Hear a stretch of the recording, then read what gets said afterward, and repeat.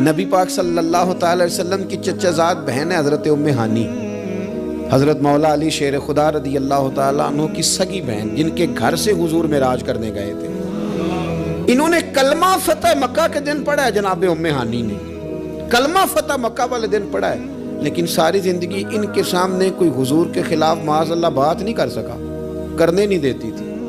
لوگ کہتے تھے تو کلمہ نہیں پڑھتی، کہتے وہ میرا اور میرے نبی کا معاملہ ہے، پر تم حضور کے بارے میں بات کرو، میرے بھائی کے بارے میں تمہیں کرنے دیتی ہوں،